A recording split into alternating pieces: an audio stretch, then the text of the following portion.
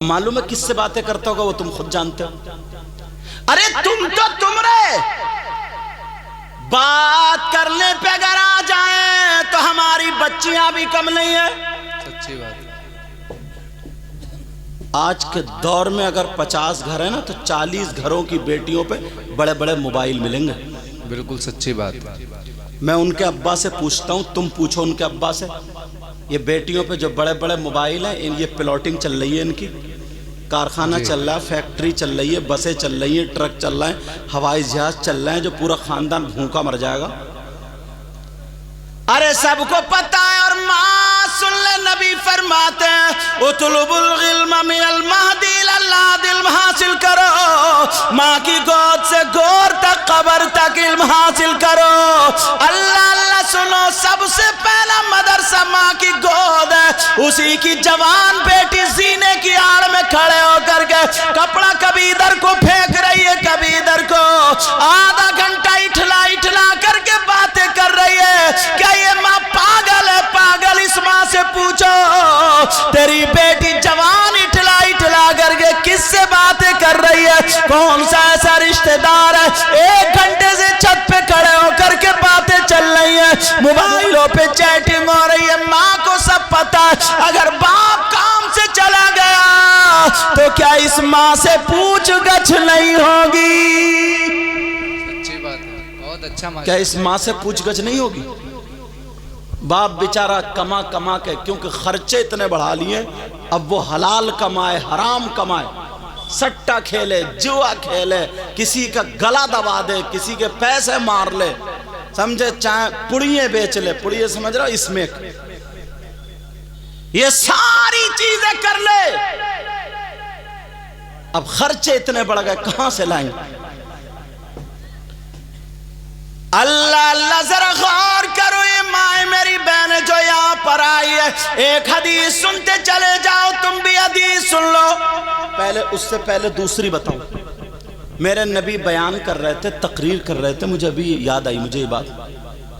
تو نبی بیان کرتے کرتے تقریر کرتے کرتے بولے سنو, اگر جس کی 3 بیٹیاں کیا ہو, بولو 3 بیٹی, اور وہ 3 بیٹیوں کی صحیح پرورش کر دے, ان کی شادی ہو جائے تو وہ جنت کا حقدار ہو جاتا ہے. اب یار کچھ ایسے بھی ہوں گے جن کی 1 ہوگی, کچھ ایسے بھی جن کی 2. ان میں سے ایک صحابی ادھر کہیں سے کھڑے ہوئے مجمع سے اور کہنے لگے آقا میں بھی کچھ پوچھنا چاہتا ہوں, پوچھ لوں؟ یار کتنا پیارا انداز تھا. کہا آقا اجازت ہو تو پوچھ لوں.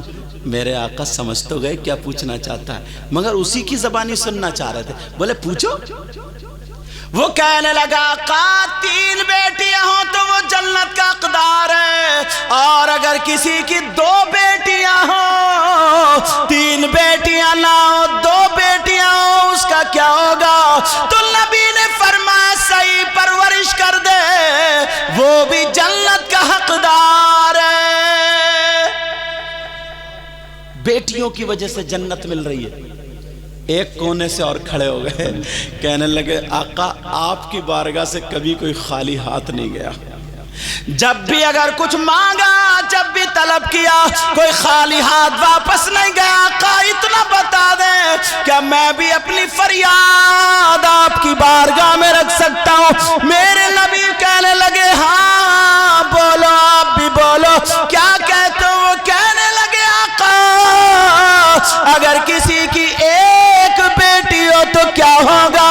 کسی کی 2 نہیں 3 نہیں, اگر 1 بیٹی ہو تو. نبی مسکرا کر کے بولے اگر اللہ جس کو 1 بیٹی دے اور وہ اس کی صحیح پرورش کر دے, وہ بھی جنت کا حقدار. ماشاءاللہ سبحان اللہ. بہت بیٹیوں کی وجہ سے جنت. تمہارے دل میں ایک بات آ رہی ہوگی کہ اگر کسی کی بیٹی نہ ہو تو, جی یہ بھی تو بات آ رہی ہوگی نا. تو وہ میں بتا دوں, وہ حدیث وہیں رک گئی. وہ اب بند کر لو نا, لائیو سن لو ڈائریکٹ. میری تقریر میرے سامنے سن رہا بندہ. اب ایک دم لائیو سنو نا, توجہ, تاکہ میں ادھر آدھر نہ ہو جاؤں.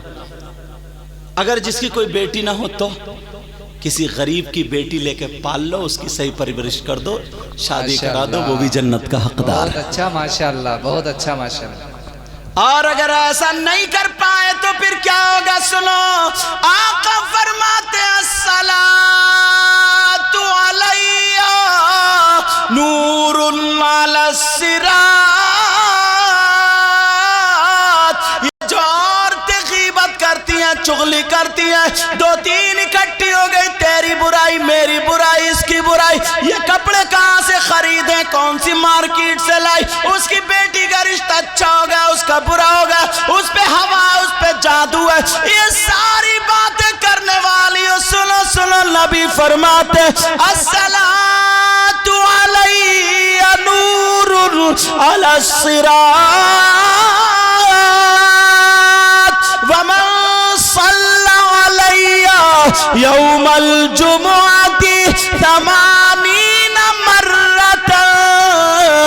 نبی فرماتے ہیں اگر جمعے کی نماز کے بعد جمعے کے دن اگر کوئی مجھ پر 80 مرتبہ درود پڑھ لے تو اللہ تعالیٰ اس کے غفر لہ ذنوب 80 عاما، اللہ تعالیٰ اس کے 80 سال کے گناہ معاف کر دیتا ہے۔ نعرہ تکبیر، نعرہ رسالت، مسلک اعلی حضرت سید مقیم الرحمان صاحب قبلہ، نعرہ تکبیر، بہت اچھا ماشاءاللہ۔ مگر بعض بھائی بھی اگر دکانوں پہ بیٹھ جائیں گے، چوراہے پہ بیٹھ جائیں گے، کسی اچھے آدمی کے پاس جائیں گے تو اس سے دعائیں نہیں کرائیں گے، اس سے اچھی باتیں نہیں پوچھیں گے، نہیں لکھوائیں گے، نہیں کوٹ کریں گے۔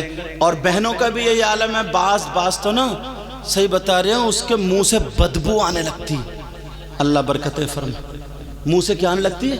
بدبو، اتنا جھوٹ بولتی ہے، اتنا جھوٹ، اور نئی نئی کچی بنا کے پھینک رہی ہے، اللہ معاف فرمائے۔ نبی فرماتے اگر جس کی 3 بیٹیاں، 2 بیٹیاں، 1 بیٹی ہو اور وہ صحیح پرورش کر دے تو جنت کا حقدار۔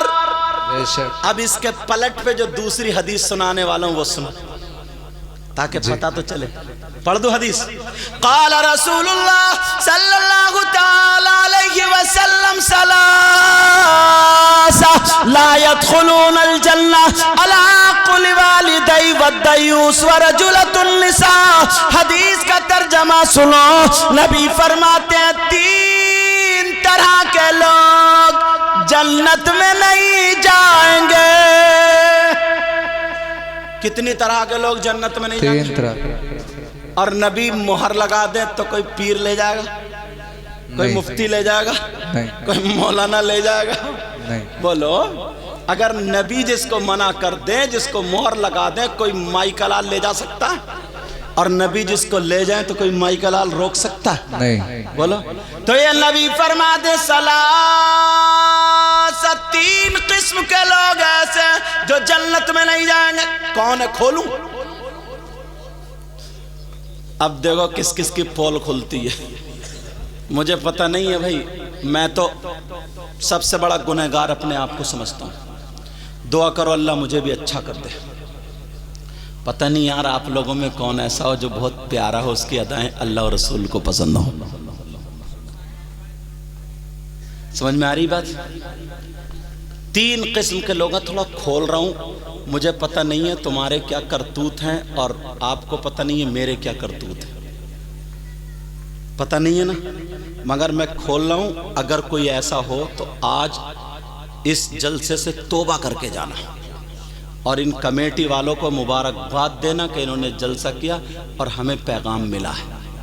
حالانکہ تمہارا مزاج ایسا، اگر میں چاہوں نا تو ہر 2 منٹ پہ تمہیں نا اشعار پڑھ کے خدا کے نعرے لگا کے خوب نوٹ اکٹھے کر لوں گا، سمجھو، خوب نوٹ اکٹھے کر لوں گا میں، مگر نہیں یار، چاہتا یہ ہوں کہ اپنے نانا کی کچھ باتیں تمہیں دے جاؤں جب آیا ہوں۔ سننا چاہ رہے ہو؟